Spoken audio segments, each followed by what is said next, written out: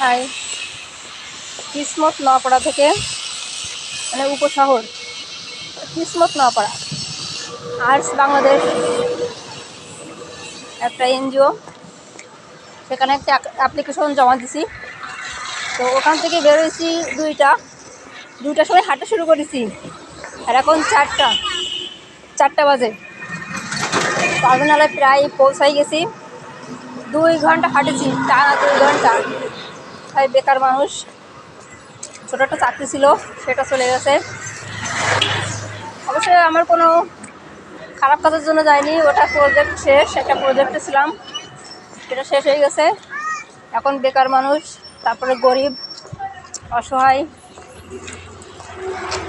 বাবা নেই, ভাইও নেই, এদিকে পকেটের অবস্থা খারাপ।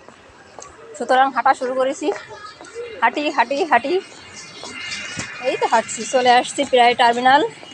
আর হয়তো 5 থেকে 10 মিনিট হাঁটলে 2 ঘন্টা 10 মিনিটে কিসমত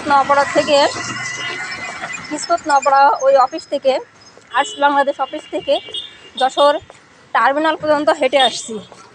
বাহ, আমি তো ভালো পারি। আমি এত ভালো পারি তো জানতাম না। ধন্যবাদ সবাইকে, দোয়া করবেন আমার জন্য।